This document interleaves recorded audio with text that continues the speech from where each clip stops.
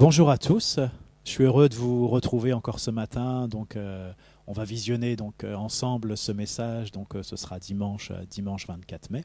Enfin, c'est dimanche 24 mai. Alors voilà, sans plus tarder, on va entrer dans le vif du sujet et je voudrais lire avec vous dans la Genèse, donc Genèse au chapitre 28, versets 10 à 22. Genèse, chapitre 28, versets 10 à 22. Je vous laisse un petit peu de temps pour chercher pour ceux qui ont leur Bible. Donc Genèse 28. Et on va commencer donc à partir du verset 10. Voilà ce qui est écrit. Jacob partit de Beer-shéba et s'en alla à Charan. Il arriva dans un lieu où il passa la nuit, car le soleil était couché. Il y prit une pierre dont il fit son chevet, et il se coucha dans ce lieu-là. Il eut un songe. Et voici, une échelle était appuyée sur la terre, et son sommet touchait au ciel. Et voici les anges de Dieu montaient et descendaient par cette échelle. Et voici l'Éternel se tenait au-dessus d'elle. Et il dit, « Je suis l'Éternel, le Dieu d'Abraham, ton père, et le Dieu d'Isaac. La terre sur laquelle tu es couché, je la donnerai à toi et à ta postérité. Ta postérité sera comme la poussière de la terre, tu t'étendras à l'Occident et à l'Orient, au septentrion et au midi. Et toutes les familles de la terre seront bénies en toi et en ta postérité. Voici, je suis avec toi. Je te garderai partout où tu iras, et je te ramènerai dans ce pays, car je ne t'abandonnerai point, que je n'ai exécuté ce que je te dis. » Jacob s'éveilla de son sommeil, et il dit, « Certainement, l'Éternel est en ce lieu, et moi, je ne le savais pas. » Il eut peur et dit, « Que ce lieu est redoutable. C'est ici la maison de Dieu, c'est ici la porte des cieux. » Et Jacob se leva de bon matin, il prit la pierre dont il avait fait son chevet, il la dressa pour monument, et il versa de l'huile sur son sommet. Il donna à ce lieu le nom de Béthel, Béthel ça signifie maison de Dieu, mais la ville s'appelait auparavant Luz. Jacob fit un vœu en disant, « Si Dieu est avec moi, et me garde pendant ce voyage que je fais, s'il me donne du pain à manger et des habits pour me vêtir, et si je retourne en paix à la maison de mon père, alors l'Éternel sera mon Dieu. Cette pierre que j'ai dressée pour monument sera la maison de Dieu, et je te donnerai la dîme de tout ce que tu me donneras. » Alors voilà, pour dire quelques mots du contexte, Jacob est vraiment dans une situation qui est difficile. Il vient d'arracher auprès de son père Isaac la bénédiction qui était normalement prévue pour Ésaü parce qu'Ésaü était le fils aîné. Donc il y a eu un stratagème pour que ce soit Jacob qui puisse bénéficier de cette bénédiction. Et il s'est fait passer pour son frère. Et alors le fait qu'il agisse comme ça sur les conseils de sa mère, eh bien, ça a suscité beaucoup de tensions dans la famille, beaucoup de tensions pour Jacob, beaucoup de pression pour lui. Et puis, on est même arrivé jusqu'au point où Ésaü, le frère de Jacob, désire le tuer. Il projette de le tuer. Alors Jacob doit fuir. Il fuit seul chez son oncle, c'est-à-dire le frère de sa mère, et son oncle, c'est Laban. Et peut-être vous connaissez aussi la suite de l'histoire, et vous savez que le temps que Jacob va passer chez Laban, eh bien, ça ne va pas être une partie de plaisir, parce que, si je puis dire ça comme ça, Laban, c'est un drôle de lascar, et il va profiter de Jacob, il va le tromper, il va vraiment profiter de son travail, il va lui jouer des tours. Voilà, ça va être un temps aussi difficile, ce temps qu'il va passer chez Laban. Mais voilà que pour le moment, Jacob prend la fuite, il est seul et mal en point avec tout ce qu'il a vécu. C'est le soir, il est fatigué, et il s'arrête dans un lieu pour passer la nuit. Alors il choisit une pierre qu'il va utiliser comme chevet, il se couche et il s'endort. Et alors qu'il est endormi, Dieu lui donne un songe. Voilà le songe. On a lu donc ce que nous indique ce passage, et dans ce songe, eh bien, il voit une échelle qui est appuyée, fixée sur la terre, et l'Éternel qui se tient au sommet de l'échelle. Et c'est le même mot, c'est intéressant, c'est le même mot qui est indiqué pour signifier la manière dont l'échelle est fixée sur la terre et la manière aussi dont l'échelle est fixée à l'Éternel en haut, dans le ciel. Alors sur cette échelle, il y a des anges qui montent et qui descendent. Et Dieu dans ce songe, s'adresse à Jacob et il lui rappelle les promesses qu'il a déjà faites à Abraham, son grand-père, et à Isaac, son père. Maintenant, c'est lui, Jacob, qui est le porteur de ces promesses. Et j'aimerais souligner qu'il y a un contraste terrible entre les promesses que Dieu renouvelle à Jacob et la situation véritable au présent dans laquelle Jacob se trouve. Il y a un contraste terrible entre cette fuite de Jacob et la solitude dans laquelle il se trouve, alors que le Seigneur lui parle de multiplication et de domination. Dieu lui parle de ce qu'il va vivre dans le futur, et ce qu'il va vivre dans le futur, c'est exactement l'inverse de ce qu'il vit dans le présent. Les derniers mots que Dieu adresse à Jacob sont, on va relire donc le verset 15, Genèse 28, verset 15, « Voici, je suis avec toi, je te garderai partout où tu iras, et je te ramènerai dans ce pays, car je ne t'abandonnerai point, que je n'ai exécuté ce que je te dis. » Et effectivement, Dieu va garder Jacob. Et bien des années plus tard, Jacob verra l'accomplissement des promesses que Dieu lui a faites. Maintenant, écoutez ce que Jacob va dire lorsqu'il va se réveiller, au verset 16. Jacob s'éveilla de son sommeil et il dit « Certainement l'Éternel est en ce lieu et moi je ne le savais pas. » Certainement, ce n'est pas un certainement qui veut dire peut-être, c'est un certainement qui veut dire assurément l'Éternel est en ce lieu et moi je ne le savais pas. Voyez, même si la situation de Jacob est particulière, on l'a dit, même s'il se couche dans un endroit particulier parce qu'il va chez son oncle, eh bien Jacob s'est couché, si je puis dire, et il s'est endormi comme d'habitude, sans penser qu'il se trouvait là dans un lieu extraordinaire. Et nous aussi, on a ce même sentiment que Jacob, parfois de vivre des journées tout à fait ordinaires, des jours qui se succèdent aux nuits, des nuits qui succèdent aux jours. Et parfois même, eh bien, comme pour Jacob, ce sont les difficultés qui se succèdent à nos difficultés. Et dans nos vies, voilà, parfois, il y a des moments, des périodes où nous vivons une succession de difficultés. Ou peut-être on pourrait dire que ces difficultés sont comme notre lot commun, notre ordinaire. Et pourtant, comme Jacob, nous sommes bien porteurs de promesses, et parfois de promesses grandes, de promesses importantes. Mais parfois aussi, comme Jacob, il semble que ce que nous vivons au présent, c'est exactement l'inverse des promesses que Dieu nous a faites, c'est exactement l'inverse de ce que Dieu nous annonce pour la suite. Alors peut-être que comme Jacob, on est dans l'incompréhension, on est dans la frustration. Peut-être on est en proie au doute, au découragement. C'était sans doute l'état dans lequel se trouvait Jacob lorsqu'il s'est endormi ce soir-là. Mais voilà, comme Jacob, ce qu'il nous faut apprendre et découvrir, c'est qu'au cœur même de nos difficultés, au cœur même des aléas de notre parcours, Dieu est là. Dieu est ici, Dieu est présent. Dieu est ici et nous ne le savions pas. Dieu est ici avec toi dans tout ce que tu vis et tu ne le savais pas. Voyez, Dieu n'a jamais eu l'intention d'abandonner Jacob et Dieu n'a jamais eu l'intention de ne pas accomplir ses promesses, de laisser tomber à terre les promesses qu'il répète maintenant depuis plusieurs générations, depuis Abraham. Il a commencé, le Seigneur, d'accomplir ses promesses et il va continuer de le faire au travers d'Isaac, au travers de Jacob et au travers du peuple qu'il se suscite. Et voyez, pour nous, c'est la même chose. Dieu n'a jamais eu l'intention de nous laisser et d'oublier les promesses qu'il nous a faites. Il est là, toujours là, fidèle au poste. Il utilise les moindres détails de notre vie. Il examine avec attention chaque élément qui concerne notre vie, chaque situation auquel nous sommes confrontés, et il mesure tout ce qui nous arrive. Il sait tout ce qui se passe en nous, autour de nous, tout ce qui se passe pour nous.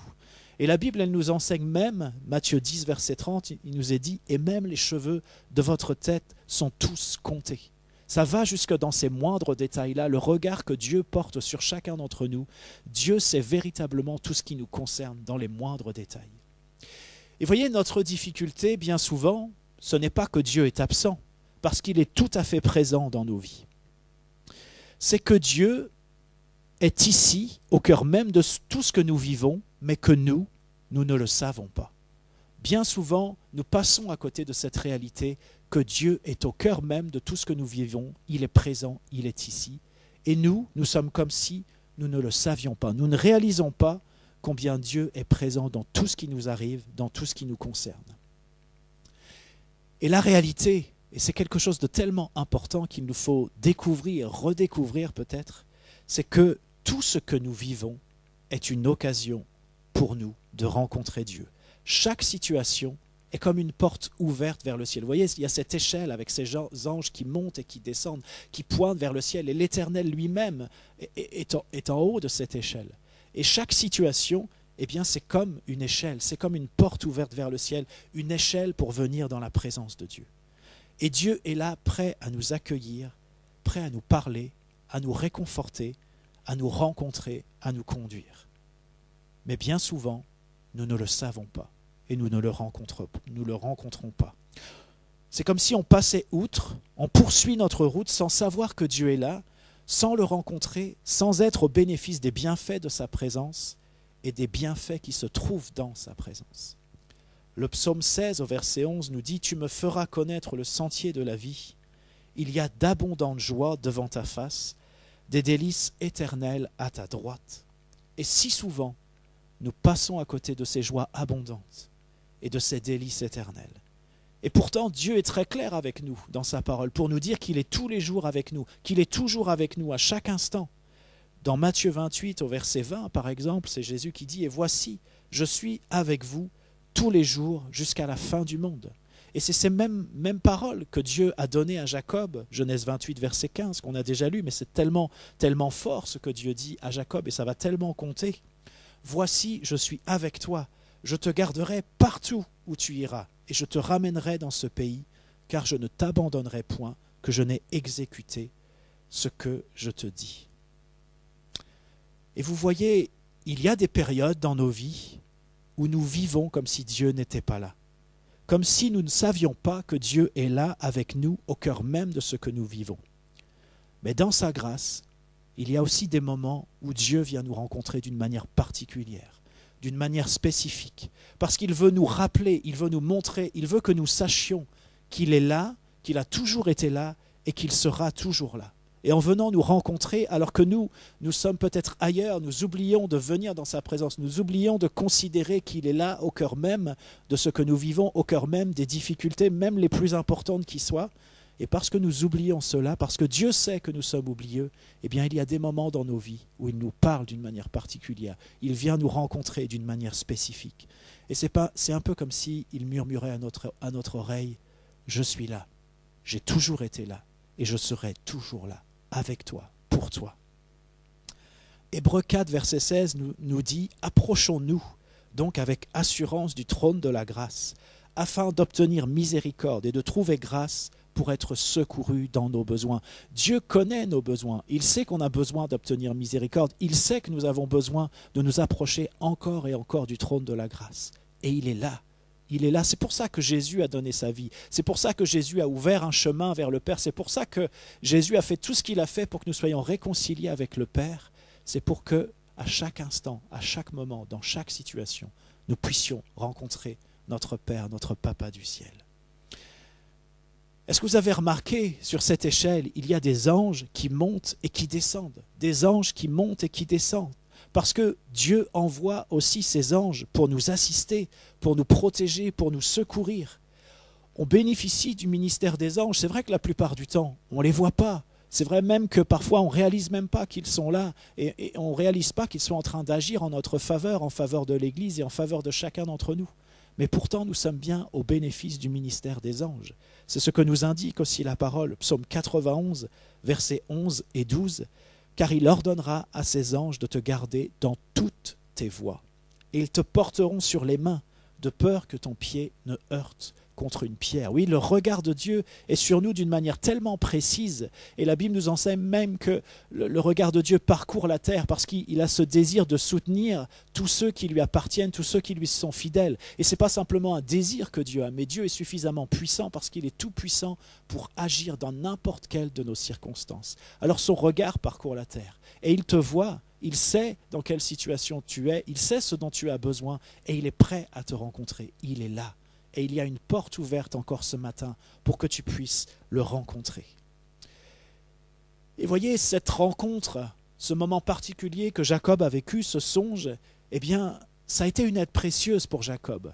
Parce qu'il il n'était pas au bout de ses peines, si je puis dire ça comme ça. Il n'était pas au bout des difficultés qu'il allait rencontrer. Il y avait encore beaucoup à supporter, beaucoup à surmonter, beaucoup à comprendre avant d'entrer pleinement dans l'accomplissement des promesses de Dieu. Et c'était tellement important que Dieu rappelle à Jacob qu'il serait toujours avec lui et qu'il irait jusqu'au bout pour accomplir ses promesses. Et pour nous, c'est tellement important, quelle que soit notre situation actuelle, c'est tellement important que nous sachions que Dieu va aller jusqu'au bout. Il va aller jusqu'au bout pour que ses promesses s'accomplissent dans notre vie. Il ne va pas nous laisser, il ne va pas nous abandonner en cours de route. Il est là, il est présent et il nous appelle encore ce matin parce qu'il désire accomplir ses promesses dans nos vies. Et voyez, il y a ces temps où Dieu nous rencontre et Dieu nous parle, parce qu'il sait que nous avons besoin d'une parole. Et plusieurs fois, Dieu va parler à Jacob, plusieurs fois, il va parler au patriarche, plusieurs fois, il parle à chacun d'entre nous. Il répète ce qu'il nous a dit, parce qu'il sait que nous avons besoin de l'entendre encore et encore, jusqu'à ce que nous entrions pleinement dans l'accomplissement de ce que Dieu a préparé, de ce que Dieu a annoncé. Alors oui, il y a ces rencontres où Dieu nous parle, mais il y a aussi des rencontres qui changent la donne d'une manière tellement importante dans nos vies. Vous voyez, plus de 20 ans après, ce même Jacob, c'est aussi lui qui va lutter pendant toute une nuit contre Dieu afin d'être béni par lui. Ou je ne sais pas s'il faut dire lutter contre Dieu ou lutter avec Dieu pour être béni par Dieu. Et dans ce combat, vous pouvez trouver ça dans Genèse 32, versets 25 à 33. Voilà, c'est des devoirs à lire à la maison. On ne va pas le lire ensemble, mais vous pouvez le lire à la maison. Genèse 32, versets 25 à 33. Dans ce combat, on voit que Dieu va frapper Jacob à l'emboîture de la hanche. Et cette emboîture de la hanche, eh bien, ça représente la force de l'homme. Et c'est vrai qu'après, Jacob va boiter. Il y a quelque chose qui va être changé dans sa vie, dans son cœur. Et c'est la force de l'homme qui va l'abandonner. Et il va compter beaucoup plus sur le Seigneur après ces événements-là. Et puis il y a autre chose qui se passe, c'est que Dieu lui donne un nom nouveau. Jusque-là, il s'appelait Jacob, mais maintenant Dieu lui dit, tu vas t'appeler Israël. Et vous voyez, ça c'est une autre des rencontres que Jacob a faites avec Dieu. Et c'est une rencontre où Dieu fait quelque chose de nouveau. C'est une étape nouvelle dans la vie de Jacob. Et alors, cette rencontre-là, même si ce n'est pas la fin des difficultés pour Jacob, il y en a encore d'autres qui l'attendent, il y a encore du temps dans le parcours pour Jacob, mais elle va marquer un vrai changement dans sa vie, dans la vie de Jacob, dans la vie d'Israël, pour utiliser son nouveau nom. Et voyez, à ce moment-là, lorsqu'il y a ce temps de lutte avec Dieu, eh bien, il est en train de retourner chez lui. Et alors, souvenez-vous, son frère voulait le tuer. Mais il y a quelque chose qui va se passer, c'est que Dieu va incliner le cœur de son frère. Et de manière miraculeuse, eh bien, il va se réconcilier avec son frère. Et Jacob donc retourne sur sa terre, retourne là où il a habité avec sa famille, il retrouve son frère, il se réconcilie avec son frère et il va aussi retourner à Béthel sur la terre de la promesse. Vous savez, là où il s'est endormi, là où il avait ce rocher comme chevet, là où il s'est endormi et là où il a eu ce songe. Et il retourne à cet endroit, il retourne à Béthel, à la maison de Dieu.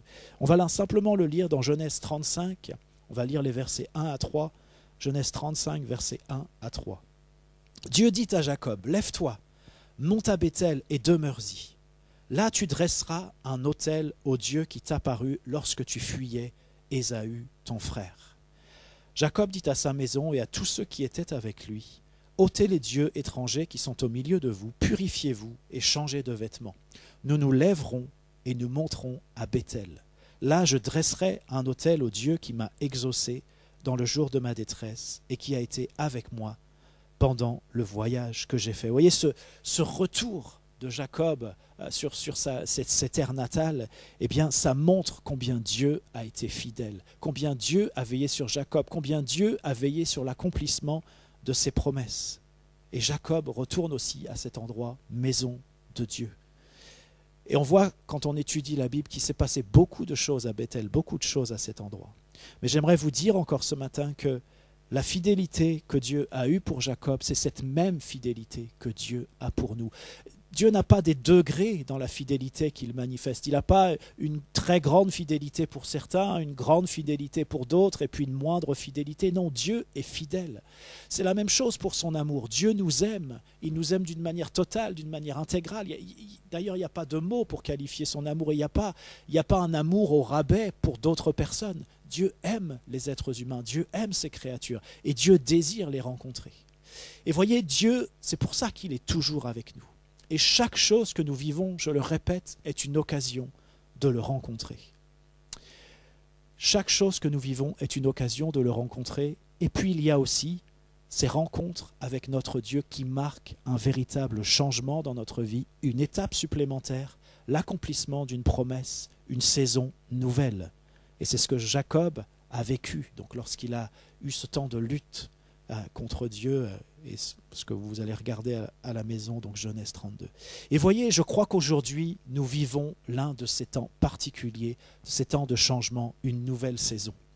Dans Jean 1, verset 51, c'est Jésus qui parle et il dit « En vérité, vous verrez désormais le ciel ouvert et les anges de Dieu monter et descendre sur le Fils de l'homme. » Ce verset, forcément, nous rappelle le songe que Jacob a eu. Et là, c'est Jésus qui est en train de parler. Et dans le songe de Jacob, eh bien, le ciel était ouvert. Et voilà maintenant qu'avec la venue de Jésus sur terre, le ciel est ouvert. Et les anges montent et descendent sur la terre. Ils montent au ciel, ils descendent sur la terre. Et là, plus précisément, c'est sur le Fils de Dieu, sur le Fils de l'homme, sur Jésus, que les anges sont en train d'intervenir. Et c'est comme s'il y avait cette jonction entre le ciel et la terre qui est faite. En haut dans le ciel, Dieu le Père, et en bas sur la terre, Dieu le Fils, Jésus.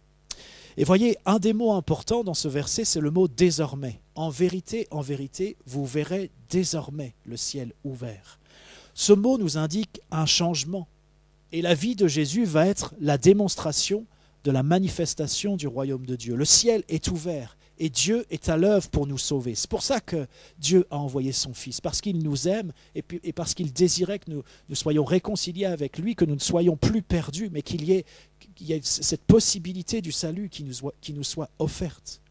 Et voyez, c'est un changement d'envergure. Ça avait été annoncé dans les siècles passés, dans les millénaires passés, c'était préparé par Dieu.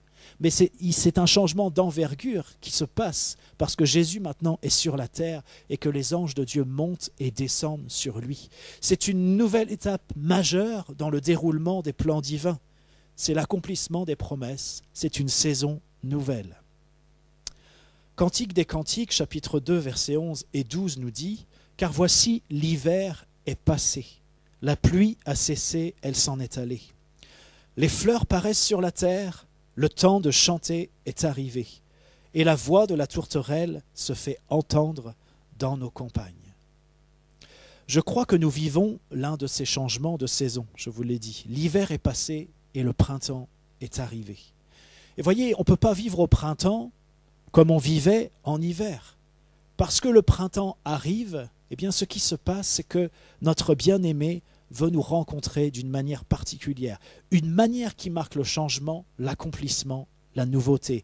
Et voyez, juste avant ces deux versets que nous avons lus, Cantique des Cantiques 2, versets 11 et 12, qui nous dit que l'hiver est passé, juste avant, le verset 10 nous dit « Mon bien-aimé parle et me dit, lève-toi, mon ami, ma belle, et viens. Lève-toi, mon ami, ma belle, et viens. » Et voyez, ce qui précède, ce qui prépare ce changement de saison, c'est la rencontre du bien-aimé.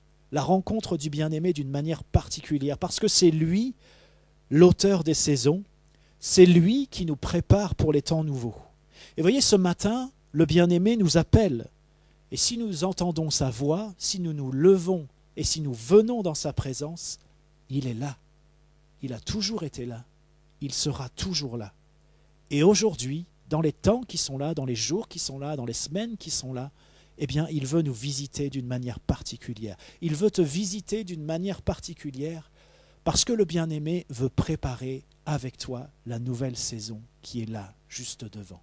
Voici, l'hiver est passé et maintenant nous passons au printemps. Nous arrivons sur le printemps.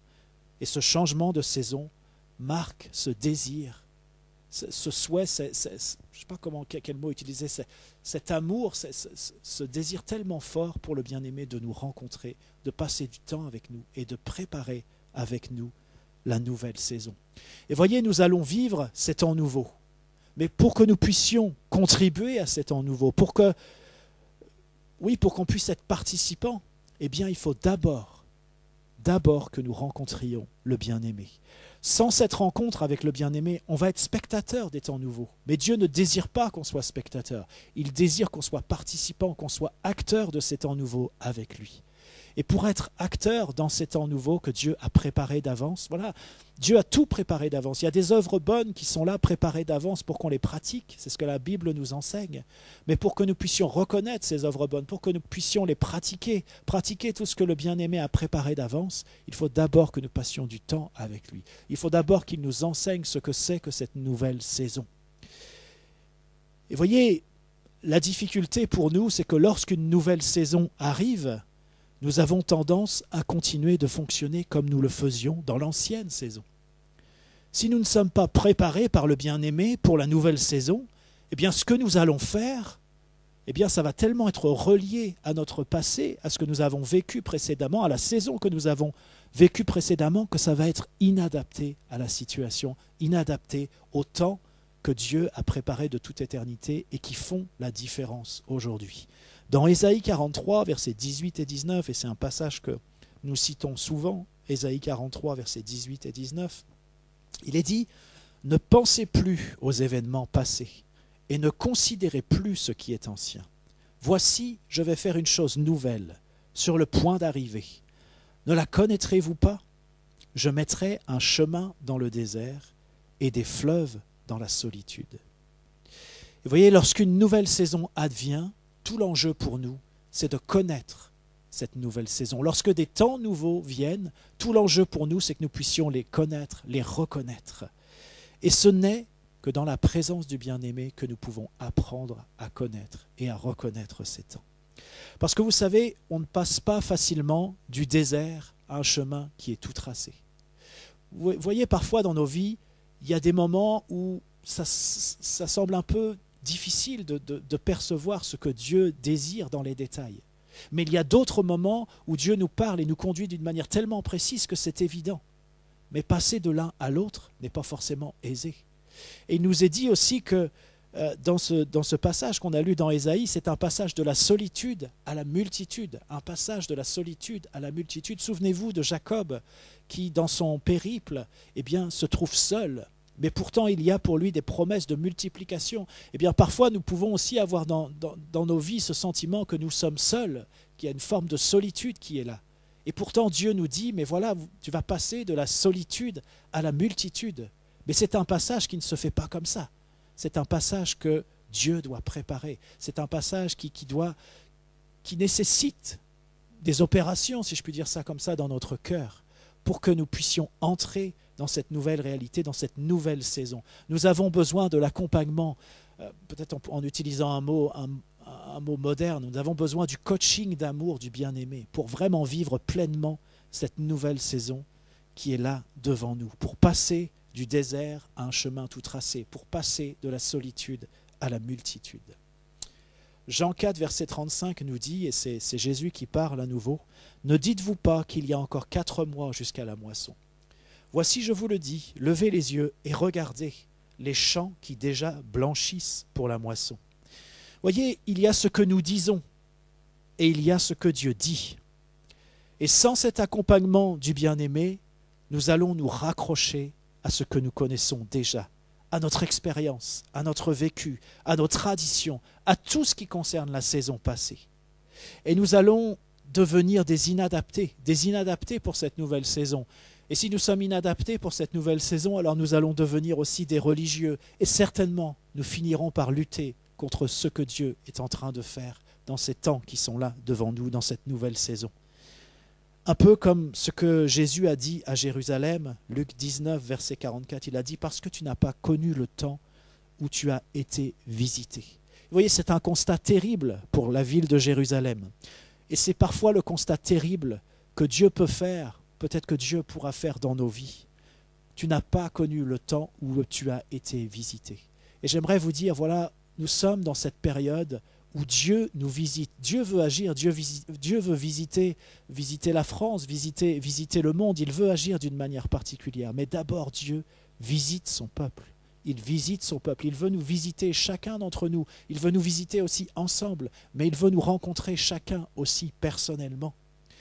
Et ce serait terrible qu'il y ait ce constat où Dieu devrait dire, comme ça a été dit sur Jérusalem, tu n'as pas connu le temps où tu as été visité. Et je prie que chacun d'entre nous, et je me mets dedans, que nous puissions vraiment reconnaître ce temps où Dieu nous visite, parce que c'est tellement important et parce que ça détermine la suite. Ça détermine la suite, non pas l'accomplissement des plans de Dieu, les plans de Dieu vont s'accomplir, mais ça détermine avec qui le Seigneur va pouvoir travailler, avec qui il va pouvoir œuvrer dans cette nouvelle saison.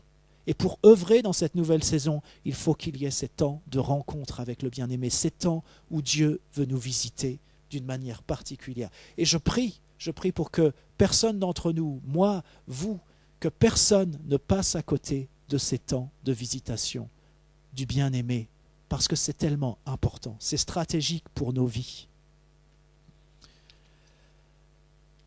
Je voudrais souligner quelque chose qui peut-être nous semblera évident, mais pourtant, je crois que c'est important. Et dans le psaume 1, au verset 3, il est question du juste, et il est dit, il est comme un arbre planté près d'un courant d'eau qui donne son fruit en sa saison. Il est comme un arbre planté près d'un courant d'eau qui donne son fruit en sa saison. Et voyez une chose que nous dit ce verset, c'est qu'un arbre ne porte pas de fruits à toutes les saisons. Un arbre ne porte pas de fruits à toutes les saisons. Il y a une saison marquée pendant laquelle l'arbre porte du fruit. Et il en est de même dans nos vies. Il y a des saisons qui sont plus propices que d'autres à porter du fruit. Et parfois, il ne faut pas trop se formaliser lorsque nous ne portons pas beaucoup de fruits. Mais si nous ratons, par contre, si nous ratons la saison où nous devons vraiment porter du fruit, alors c'est quelque chose de dramatique. Parce que vous voyez, qu'il y ait des saisons où un arbre ne porte pas de fruits, eh bien, c'est simplement normal. Mais lorsque vient le temps où il doit porter du fruit et on doit pouvoir se saisir de son fruit et le manger, s'il n'y a pas ce fruit, alors c'est dramatique parce que cet arbre ne sert à rien. Et dans nos vies, c'est la même chose. Il y a des moments, oui, où porter du fruit, eh bien, nous portons du fruit, mais ça semble comme réduit, ça semble comme modéré. Mais il y a aussi ces saisons où nous portons beaucoup de fruits, parce que c'est la saison, parce que c'est le temps, parce que c'est le moment. Mais si nous ratons cette saison-là, alors d'une certaine manière, nous avons tout raté. Parce que le sens d'un arbre, eh bien, c'est de porter du fruit, c'est de vivre, si je puis dire, pour cette saison où il va porter du fruit. C'est ça la raison d'être d'un arbre. Et dans nos vies, eh bien, il en est sensiblement de la même manière. La raison d'être, c'est que nous puissions porter du fruit. C'est ce que Dieu désire. Que nous puissions porter du fruit, que notre fruit demeure et que notre fruit glorifie le Seigneur. C'est ça que Dieu désire. Alors, oui, je veux le redire, parfois, si nous portons moins de fruits, il ne faut pas trop se formaliser. Mais il faut être conscient que Dieu prépare quelque chose. Et si nous ratons le moment où nous devons porter du fruit, alors nous avons, d'une certaine manière, tout raté. Et il ne faut pas qu'il en soit ainsi. Et voyez, on peut entendre de merveilleux messages sur ce qu'est cette nouvelle saison qui est là devant nous. On peut même nous la décrire avec des détails en nous expliquant les tenants, les aboutissants de cette nouvelle saison. Mais en réalité, tout cela n'a que peu d'utilité. Parce que entendre tous ces messages, même si ça compte, même si c'est important, mais ce n'est pas ça qui va nous qualifier pour cette nouvelle saison. Ce n'est pas ça qui va nous rendre participants de cette nouvelle saison. On peut savoir beaucoup de choses, mais ce n'est pas ça qui fait de nous des acteurs. Ce qui va faire de nous des acteurs, la seule chose qui nous qualifie pour la nouvelle saison, c'est le bien-aimé. C'est le temps passé dans la présence du bien-aimé. C'est ce qu'il nous enseigne pendant ces temps de visitation, pendant ces temps de communion particuliers. C'est ça qui nous prépare pour la nouvelle saison. Parce que c'est à ce moment-là que le bien-aimé, eh bien, tout ce qu'il va nous donner, ça va compléter ce qu'il a donné aux autres. Ça va s'emboîter parfaitement à ce que le bien-aimé aura donné à chacun des membres du corps. Il y a ce que nous avons à vivre chacun personnellement, et ce que nous vivons chacun personnellement lorsque nous nous retrouvons ensemble, eh bien chacun apporte sa pierre, chacun apporte ce que Dieu lui a donné, chacun manifeste ce que Dieu a mis dans son cœur, chacun entre dans ce que Dieu a préparé pour lui, et ensemble, eh bien, lorsque nous sommes ensemble, c'est comme si les pièces du puzzle se mettaient toutes ensemble, et il y a ce portrait, cette photo magnifique, et chacun apporte une pièce. Et nous vivons alors la réalité du les uns les autres. Mais pour vivre cette réalité du les uns les autres, il faut d'abord que nous ayons eu chacun ce temps dans la présence du bien-aimé. J'aimerais souligner encore la question qu'Arnaud nous a posée dans son message il y a 15 jours. Et notre pasteur a approfondi cette question la semaine dernière en nous parlant de l'amour immérité et total que Dieu nous porte. Et cette question qui m'a frappé personnellement, eh bien, Arnaud nous disait, mais lorsque tu viens dans la présence de Dieu, dans la présence de ton bien-aimé, est-ce que c'est toi qui y vas ou est-ce que tu envoies quelqu'un d'autre? Lorsque tu vas dans la présence de Dieu, est-ce que c'est toi qui y vas ou est-ce que tu envoies quelqu'un d'autre? Et personnellement, cette question m'a beaucoup aidé parce que j'avais cette tendance à envoyer quelqu'un d'autre, à refuser de me voir tel que j'étais véritablement. Et je voudrais lire avec vous 2 Corinthiens 3, verset 18. 2 Corinthiens 3, verset 18, il nous est dit « Nous tous, qui le visage découvert contemplons, comme dans un miroir, la gloire du Seigneur, nous sommes transformés en la même image, de gloire en gloire, comme par le Seigneur l'Esprit. » Oui, la transformation est possible, la Bible nous l'enseigne, la transformation de gloire en gloire à l'image de notre Dieu. Mais pour cela, il faut se découvrir. Il faut se découvrir le visage, il faut venir être à découvert, tout simplement. Et on ne peut pas envoyer quelqu'un d'autre. On doit permettre à Dieu d'éclairer notre vie, de sonder notre cœur, de nous révéler nos motivations. Si on envoie quelqu'un d'autre, et je pense que vous comprenez lorsque je dis quelqu'un d'autre, c'est si finalement on met des écrans entre nous et Dieu, si on ne vient pas tel qu'on est, avec tous nos travers, avec tout ce qui ne va pas dans nos vies, et si on ne reconnaît pas ces choses-là, eh bien nous venons avec un écran, nous envoyons quelqu'un d'autre. Ce n'est pas nous véritablement qui allons dans la présence de Dieu. Et alors il n'y a pas de transformation. Alors il n'y a pas de... C'est comme si la grâce était neutralisée, qu'elle n'était pas agissante dans nos vies. Et Dieu veut sonder notre cœur, il veut éclairer notre vie. Psaume 139, versets 23 et 24 nous dit « Sonde-moi, ô Dieu, et connais mon cœur. Éprouve-moi et connais mes pensées. Regarde si je suis sur une mauvaise voie et conduis-moi sur la voie de l'éternité. » Vous voyez, c'est possible, parfois on est sur une mauvaise voie, mais on ne s'en rend pas compte. On a peut-être cette conscience de manière diffuse que quelque chose ne va pas, mais on ne se rend pas compte. Mais on peut faire cette prière à Dieu. Sonde-moi, ô Dieu, connais mon cœur, éprouve-moi, regarde si je suis sur une mauvaise voie, que tu puisses me le dire, que tu puisses me l'indiquer. Et on peut faire cette prière comme le psalmiste, ouvrir notre cœur pour recevoir ce que Dieu a à nous dire. Parce que parfois on a l'impression que ça va bien. Mais en réalité, lorsque nous rencontrons le bien-aimé, eh bien nous voyons qu'il y a tellement de choses qui en réalité ne vont pas. Et Dieu veut nous rencontrer pour nous les montrer.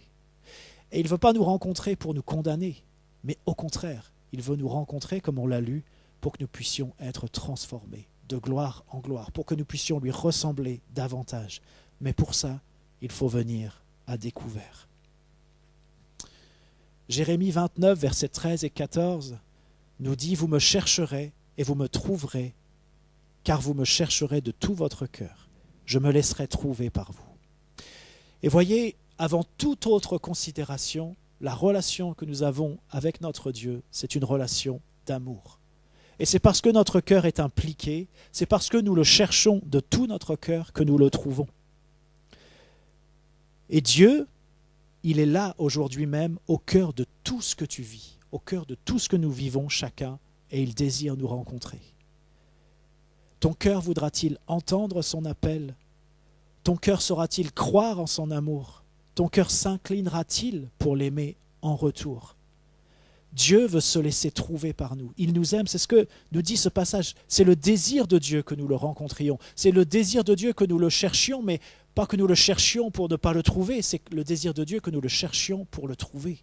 Si notre cœur est dans la partie, si notre cœur est impliqué, si nous ouvrons notre cœur au Seigneur, eh bien il est dit, je me laisserai trouver par vous. Le Seigneur va se laisser trouver par toi si tu lui ouvres ton cœur. Et c'est ce temps pour ouvrir notre cœur au Seigneur, pour le chercher et pour être trouvé par lui. Et peut-être que tu es comme Jacob, tu ne savais pas que Dieu était ici, dans ce premier passage que nous avons lu dans Genèse 28. Jacob ne savait pas que Dieu était ici, il ne le savait pas. Mais pourtant, Dieu était là, parce qu'il nous aime plus que tout, et il est toujours avec nous. Il est dans tout ce que nous vivons. Et comme pour Jacob, le Seigneur nous dit encore, j'ai toujours été là, je suis là et je serai toujours là. Et le Seigneur, ce matin, eh bien, il veut préparer la nouvelle saison. Et si tu doutes de l'amour de Dieu, si tu as du mal à entendre ce qu'il te dit ce matin, eh bien, j'aimerais te dire de sa part que le Seigneur est là. Il t'appelle, il désire te rencontrer. Il t'aime plus que tout. Il est ton bien-aimé, il veut être ton bien-aimé et il t'aime. Il désire que tu puisses répondre à cet appel, à son amour, parce qu'il y a cette nouvelle saison. Et voyez, ce n'est pas tellement parce qu'il y a une nouvelle saison que nous allons rencontrer Dieu. C'est parce que nous l'aimons. Et c'est parce qu'il nous aime. Ce n'est pas parce qu'il veut préparer la nouvelle saison qu'il veut nous rencontrer. C'est d'abord parce qu'il nous aime. Mais dans cet amour, eh bien, nous partageons ensemble les projets, nous partageons ensemble nos cœurs, et Dieu partage son cœur, Dieu partage ses projets. Et alors, dans cet amour, dans cette relation d'amour, Dieu prépare la nouvelle saison avec nous.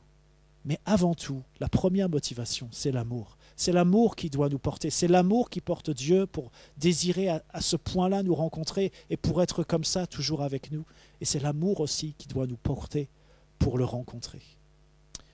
Joël 3, verset 1 nous dit, et ça parle de la nouvelle saison, « Après cela, je répandrai mon esprit sur toute chair, vos fils et vos filles prophétiseront, vos vieillards auront des songes et vos jeunes gens des visions. » Et j'aimerais vous dire, il y a de bonnes choses, il y a de grandes choses qui sont là devant nous. Il y a aussi des difficultés, des combats, des défis à remporter. Il y a tout cela, mais il y a Dieu qui veut agir d'une manière particulière. Il y a Dieu qui veut toucher le cœur d'hommes et de femmes qui pour l'instant ne le connaissent pas. Et il veut utiliser son Église, il veut nous utiliser pour ça. Et c'est aussi l'amour qui fait que Dieu nous appelle pour préparer les temps qui sont là devant nous. Et c'est une nouvelle saison. Alors on ne va pas pouvoir se raccrocher à ce que nous savons déjà, à ce que nous avons appris, à ce que nous avons vécu auparavant, même si tout cela était bon, et ce n'est pas à balayer, mais il nous faut apprendre les codes, si je puis dire, de cette nouvelle saison, la réalité de cette nouvelle saison, parce que les temps ont changé, parce que la saison est nouvelle. Et j'aimerais terminer avec ces mots du Cantique des Cantiques 2, verset 16. C'est la Sulamite qui parle et elle dit « Mon bien-aimé est à moi et je suis à lui. » C'est la relation d'amour, cette relation d'amour qui est expliquée, qui est détaillée dans le Cantique des Cantiques. Et bien cette relation d'amour que nous avons chacun d'entre nous avec notre Dieu. Je suis à mon bien-aimé et il est à moi. C'est aussi ce que la Sulamite dira dans le chapitre 6. Et vous voyez, il y a une petite nuance, il y a une petite différence. Dans le chapitre 2, elle dit « Mon bien-aimé est à moi et je suis à lui ». C'est-à-dire que elle pense d'abord à elle, et puis après, en se disant, mais voilà, mon bien-aimé est à moi. Mais après, elle dit, je suis à lui. Mais elle va dire aussi, au chapitre 6, elle dira, je suis à mon bien-aimé. C'est-à-dire que c'est comme si, voilà, le fait de s'offrir, eh bien, c'était ça qui était premier. Et elle dit, mon bien-aimé est à moi. Et ce matin, voilà, j'espère que vous entendez l'appel. J'aimerais dire, s'il y a un cantique à chanter, eh bien, c'est le cantique des cantiques, c'est le cantique du bien-aimé qui nous parle d'amour, qui nous parle de l'amour de Dieu pour nous, mais qui parle aussi de notre amour pour lui. Et ce matin, entendons l'appel du bien-aimé. Lève-toi, va dans sa présence. Il t'appelle, ton bien-aimé t'appelle ce matin.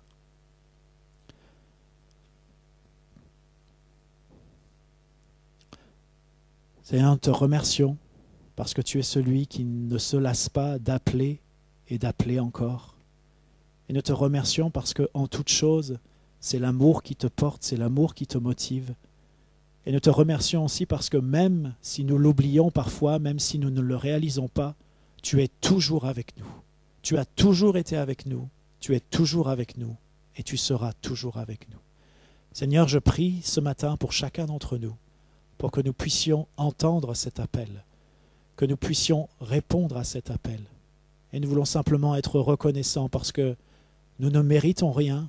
Il n'y a rien qu'on puisse apporter de nous-mêmes qui ait une quelconque validité. Tout cela n'est que vanité. Mais toi, tu nous donnes tout, tu nous apportes tout. Et tu es celui qui veut nous aimer et nous transformer. Et ce matin, on veut te dire encore notre reconnaissance. C'est un mot petit, mais on veut te dire, Seigneur, merci. Merci pour tout ce que tu fais pour nous. Il y a des choses que nous réalisons, c'est comme des bribes. Mais il y a tellement plus que tu as fait pour nous, que tu fais pour nous. Nous te disons merci encore. Merci pour ton amour.